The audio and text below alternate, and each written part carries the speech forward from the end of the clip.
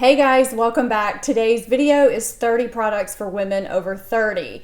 This is a collab with Risa of Risa Does Makeup and Melanie from Mr. Kong's Mom. And we're taking 10 beauty categories each and coming up with a full list of 30 products for women over 30. And you might be asking why over 30? Risa and I are both over 40, but Melanie has a couple of years to go. As you age, your skincare, makeup, hair needs start to change. And if we knew then some things that we know now, would we maybe have started doing some things earlier? Absolutely. So some things might be just general favorites, but other things are things that we might have started using earlier had we known about them earlier. So those of you who are here from Melanie or Risa's channel, welcome. And those of you who are regular viewers, welcome back. And some of you may know I end up filming sometimes when I have this weird cloud cover, so you may see some shadows coming through. So forgive me for that. I'm the new kid on the block. My channel has been up and running for just about 9 months. And I'm really happy that these two ladies wanted to do this collab today because I think our channels complement each other really, really well. Some of you may know that Risa and I have done a collab already, our FAVE over 40 collab, which I will link in a card on the screen and I'll also put it in the description box below. Risa is the glam girl of the bunch. While she does do some everyday looks, she is fabulous with the hair extensions and the false lashes. She is a makeup artist. She does really great, straightforward tutorials and very thorough explanations in her videos. You can tell she's a true professional and she's just really good at what she does. And I'm really happy to be working with Risa again. So when you're finished here, go check her channel out. And this is my first time doing a collab with Melanie, though I have been watching and loving her channel for quite some time now. I love her laid back vibe and her dry sense of humor. She does a lot of her videos in one take, which I think is absolutely amazing because you have some of us, like me, who tend to ramble on or stumble over our words and have to do a lot of editing. She doesn't have to do that. She's able to be very concise and proper with her wording and do it all in one take. I don't know how she does it. As I said all of that, I think I probably had to edit this about 2 or 3 times and cut some things. But she focuses on a lot of cruelty-free products, natural makeup looks, skincare, and I love that she does some home fragrance videos too because I have found a lot of good recommendations through her. So when you're finished here, go check out Melanie's channel as well. So I'm going to start with skincare, and I have oily combination skin that can be sensitive. I do have a little bit of rosacea, and the first category that I have in skincare is cleansers. So I always do a double cleanse, meaning that I do something to remove my makeup before I go in with my deep cleansing step. And when I think about what I've used the most, for the longest in my lifetime, it is DHC's Deep Cleansing Oil. This has been just a staple in my cleansing routine for a really long time. I've deviated here and there with makeup wipes, different cleansing oils, balms, that kind of thing, but this has always stayed in my makeup cabinet. For good reason. It does a really good and thorough job of removing face makeup as well as waterproof eye makeup. It doesn't make my eyes water, it's gentle, and despite being an oil, it does not make my skin oilier, it doesn't break me out, it's just really good, gentle, yet effective. And as for regular cleanser, I'm gonna have to go with SkinMedica's regular facial cleanser. Despite my skin being sensitive, I really don't even need to use their gentle facial cleanser. This is gentle enough. It does remove facial makeup, not waterproof eye makeup, but facial makeup really well. If you do want to do your double cleanse with this on your face, it does remove all traces of makeup. And yet it never strips my skin. I have used a lot of cleansers over my lifetime, and when I was younger, I used to feel like I had to really strip my skin to make it feel clean and to keep it clear and free of breakouts. As I've gotten older, I realized that's not the case. And gentle is better, and this is just really gentle and yet effective, and it never gives me that surface dehydration, and that's what I want in a cleanser, and this does it perfectly. I think I'm on like my 6th bottle. I love it. I think it's great. If you're looking for a cleanser that's gentle enough for sensitive skin yet effective enough to remove makeup that doesn't strip the skin, this is a great one to try. The next category in skincare that I have is exfoliant. So after age 30, the natural exfoliation process of your skin starts to slow down, and it can leave the skin looking duller and it can leave it with more pigmentation. So it's important to start manually or chemically exfoliating the skin a few times a week to help this process, because not only will it help get rid of dull skin and any surface dryness that you have, but it will help get rid of that pigmentation, dark spots, and it will help rejuvenate the skin and get rid of any fine lines and wrinkles. So exfoliating is really important.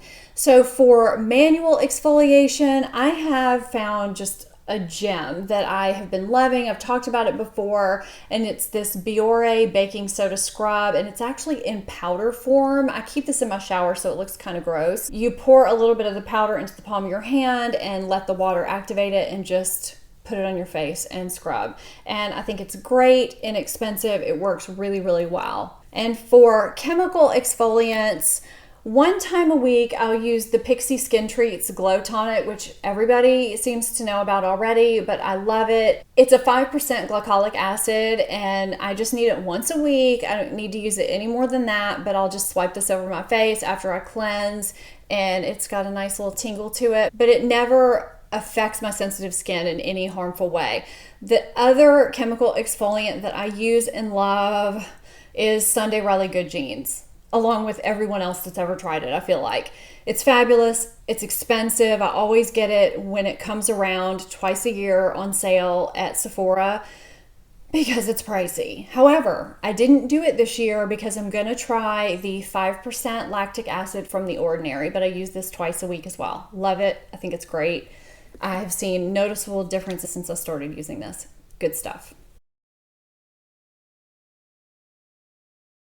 As you can see, some of my product categories have more than one pick for good reason, and then sometimes I just can't pick just one. Moisturizer is no exception. I use a different one at night than I use in the morning, and I can't just tell you that I have one favorite. So it's important to moisturize your skin. I don't care if you have oily skin, you need to put some moisture back into your skin. If you are oily, even in the morning, you need to moisturize your skin. Otherwise, your skin is going to overcompensate by producing more oil. So I have been loving this Garnier Skin Active Ultra Lift Miracle Wake Up Cream Anti-Fatigue Hydrogel Moisturizer. That is a mouthful, but I love this moisturizer in the morning. It's actually a part of their anti-aging line, even though it really doesn't look like it, but I just need a pea-size amount in the morning. It's actually a gel, and I love it. It sits well under makeup. It hydrates my face without making me oily during the day.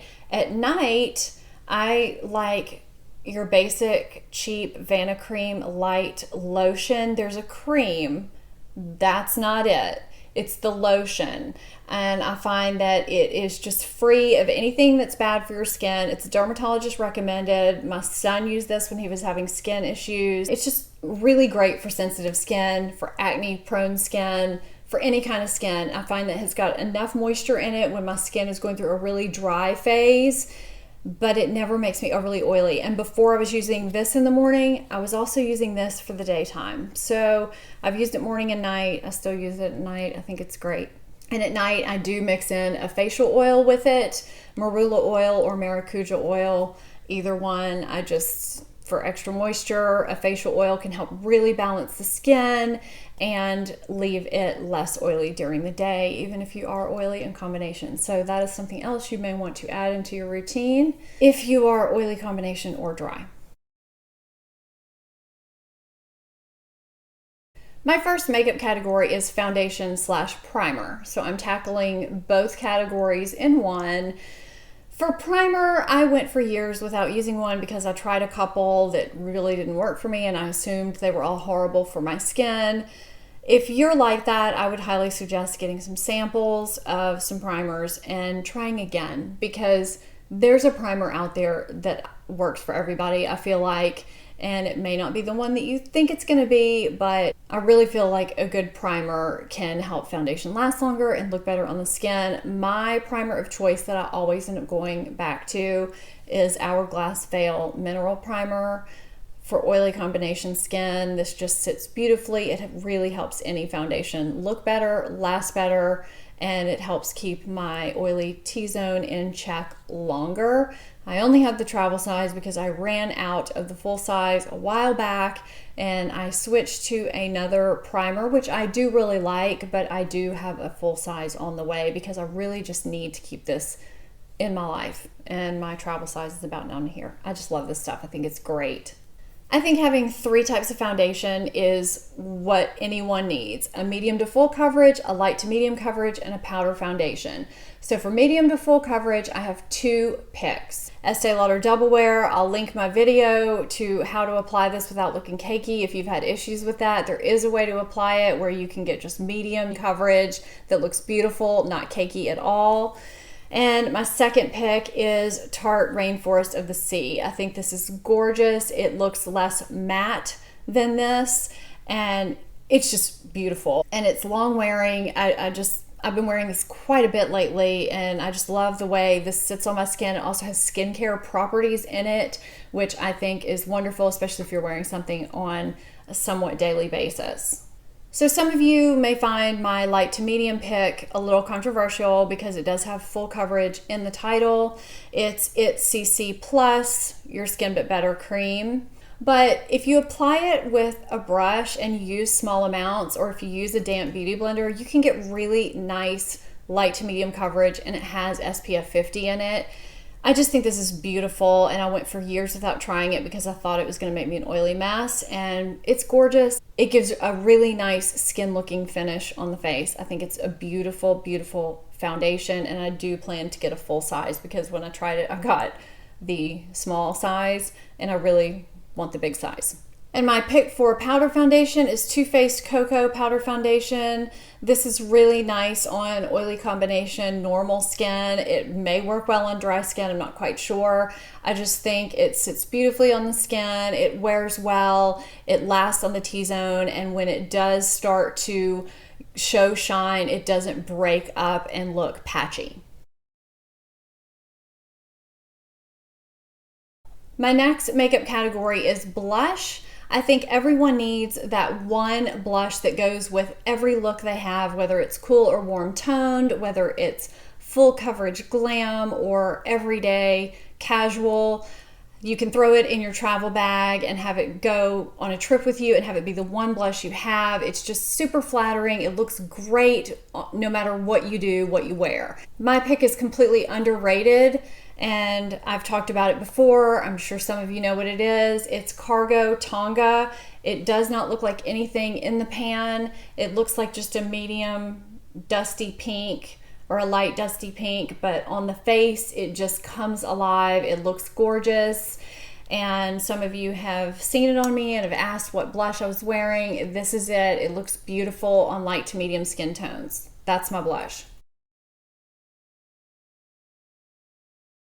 And bronzer's that same way. Having a good bronzer that gives you that healthy, subtle, sun-kissed glow, that super flattering look is essential to have in your back pocket. And I am picking Physicians Formula Butter Bronzer. Now, Too Faced Chocolate Soleil in medium to deep is my other pick. I have it. I don't know where it is. I can't find it. So it should be in this hand, but it's not. And those are my 2 picks, one drugstore option, one non-drugstore option. And again, I have 2 picks because I really reach for them about equally, but those are my 2 go-to bronzers. I have the mascara / curler category, and I have the most difficult lashes I feel like on the planet, so I feel like I'm going to be talking for 10 minutes. I'm going to try and keep this really concise so this video isn't too long. I have issues with some of the curlers that have a really deep curve. They dig into my eyes, even though I feel like my sockets are kind of deep set. My actual eyeball right here isn't. So the shoe curler, the Tarte curler, and there's another curler, they just never worked for me because the edges felt like they were really pressing into my eyes too much. The Shiseido curler is hands down my favorite. It's been my favorite for maybe 20 years. I'm getting mascara all over me. Maybe 20 years. I haven't been using the same Shiseido curler for 20 years, but Shiseido brand has been my favorite curler for 20 years. So if you've tried other curlers and you have not liked them for whatever reason, maybe, the curve is too much and you can't quite get the middle part of your lashes because the middle won't reach you're having to dig in the sides too much, try this Shiseido. It really works well for me. As for mascara, I have stick straight lashes that will not hold a curl. They're very sparse. That first coat has to be waterproof or else they will straighten right back out. So my waterproof drugstore mascaras, my bottom lash is Maybelline Lash Discovery. It's got a really, really teeny tiny wand. I love it. And Maybelline Lash Sensational. And it's got a curved wand that again allows me to get all of the lashes all across the curve of the eye, and all the bristles are so finely spaced. I know my color's going a little wacky on my screen. Sorry about that. Anyway, the bristles are placed just far enough apart, but yet just close enough. It's perfect. It never smudges. It's just a great mascara for spacing out the lashes really well and giving enough volume and fullness to the lashes. And I know you guys could see already, my favorite mascara overall for that second coat is Tarte Maneater. Of course, this is today. It could change in a month, but right now I love it for volume because again, I have thin lashes and I don't know what it is, if it's the zillions of bristles on here or what, but there's something about this mascara that just gives me loads of volume and I love it, love it, love it. And it doesn't smudge on me either. So that is really great. Love it. It took me a while to really narrow down my palette. I had two that I was really trying to choose from because I use them both about equally. And in the end, I chose Tartelette in Bloom. And a few of you have been asking me to do a tutorial with this palette because I haven't yet. And I'm kind of surprised I haven't. And I will do that, I promise. I love this palette. I've talked about it before, but it's got everything you need in it. It's got shades that you can line with, transition shades, a brow bone highlight, inner corner highlight, lid shades, crease shades. You can get total looks from this palette. I reach into this palette all the time when I'm using other palettes, when I'm using single shadows. I really use this a lot. I bring it with me when I travel because the mirror is great. It's just a good palette overall. I'll put my runner-up palette below too, but it was a really hard choice because I feel like I use the other palette about as much.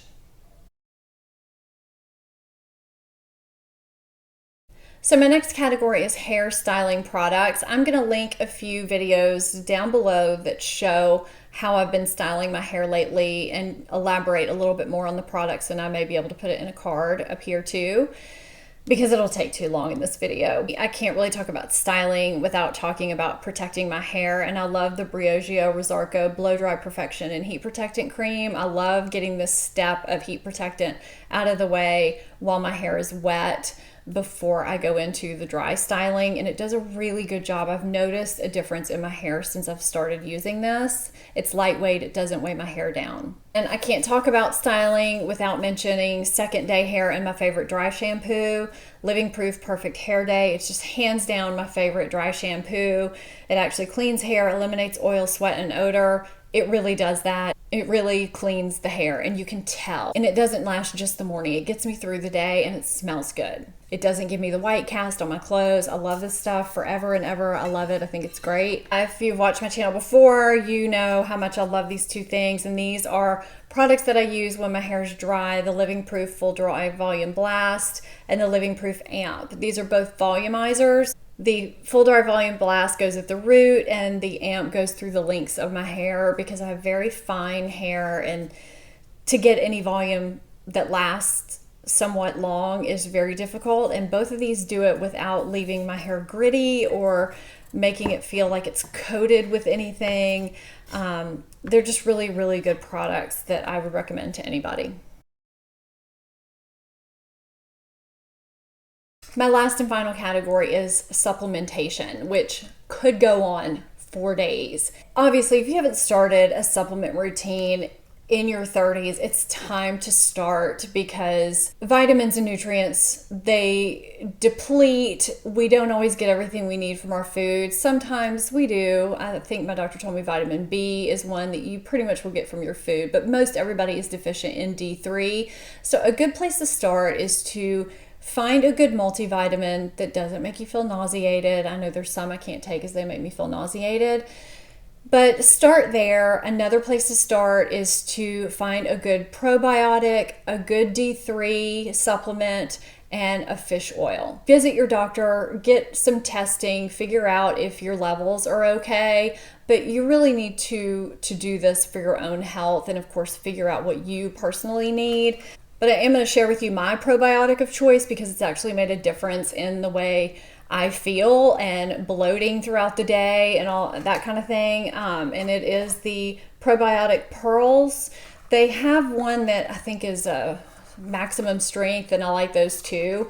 But I got these from Amazon. I ripped this off because I store them like this in my drawer and I just like to reach in. But they really do look like little pearls. I take one a day, sometimes one in the morning, sometimes one at night.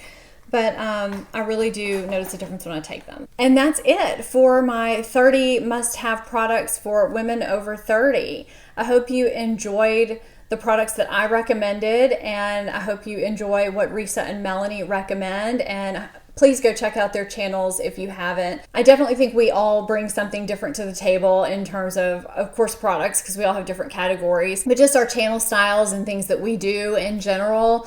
But something that we all have in common is that what you see is what you get. We're all very down to earth. We are very real, and that's what I like about all of us. Those are the kind of channels that I like to watch. So I hope you enjoyed this video.